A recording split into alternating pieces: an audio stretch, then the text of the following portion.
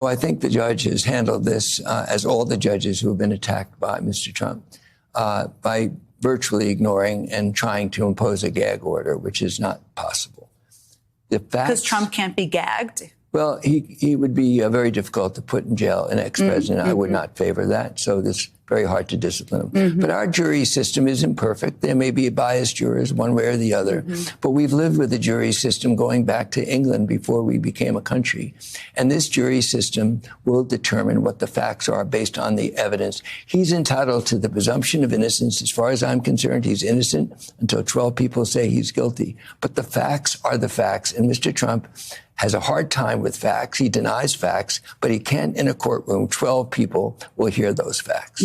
Jury of his peers. That's how our legal system works. So I want to dig into the specifics here because you are an expert on them and familiar, and we're going to be talking about this case for the next several weeks. It is historic. Now, a key component of the DA's case is obviously Trump's reimbursement to Cohen for the payoff to Daniels, which Trump claimed were payments for legal fees. I will point out that the judge in Cohen's case agreed with federal prosecutors back in 2018 that Trump did agree to reimburse Cohen and, quote, then falsely accounted for these payments as legal expenses, essentially calling him out for his bluff, lie, whatever you want to call it there. Do you think Trump's defense team is going to try to argue this again, the same argument? Impossible, because the facts are the facts. Number one, Trump's lawyer, Rudy Giuliani, told the truth on Fox and said they were reimbursements of illegal payments. The word illegal is my word, but they were motivated at the end of election. But Rudy Giuliani said reimbursements. Apart from that, federal prosecutors did an ample investigation, and they found in writing in a public document there were reimbursements for what they found to be illegal, politically motivated payments. And one other point, Jen, people disparage this case about sex and hush money. What did federal prosecutors say? What did the judge say? This case is about impairing democracy because this is out of their memorandum, allowing wealthy people to prevent information the American people need to vote for president is what happened here. So it's about democracy. It's not about hush money. This is such an important point. It's holding back. It was holding back information right from the American public at a pretty pivotal time.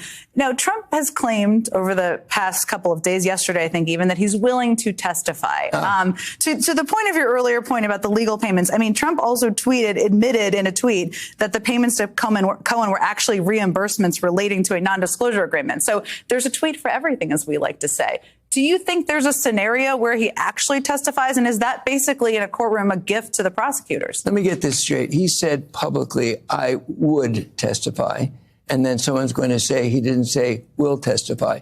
We saw him on Air Force One at the time that Michael Cohen was first involved in this matter, saying he's just my lawyer. I don't know anything. So the record for Donald Trump telling the truth, let's hope now he's telling the truth. His supporters out there heard him say, I would testify. I would say, please, Mr. Trump, testify.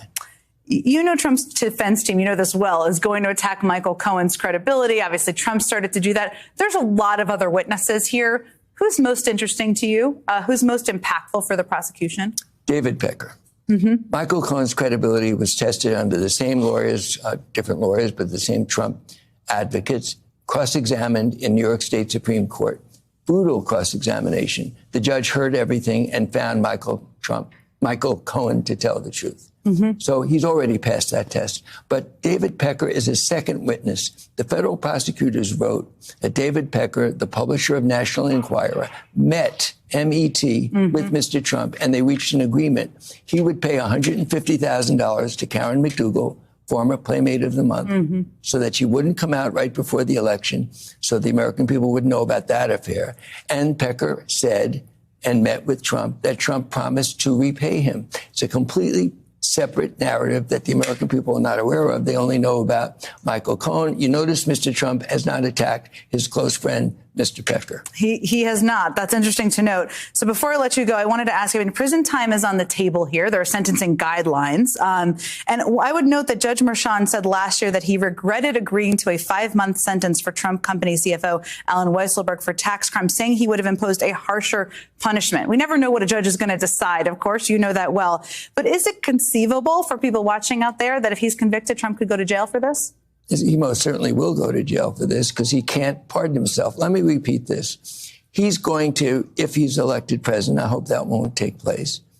He says can pardon himself, and he probably will try, but he cannot It's the pardon. state. Yeah. He cannot pardon a criminal conviction by a jury of a state crime. He must go to jail. I would not favor putting him behind bars. I would favor a house arrest, something less than behind bars, because he's an ex-president. But there's no question he will be incarcerated either in house arrest or behind bars if he's convicted. Lanny Davis, thank you for bringing all your knowledge about this case to us this afternoon. I really appreciate you joining me. Thank you.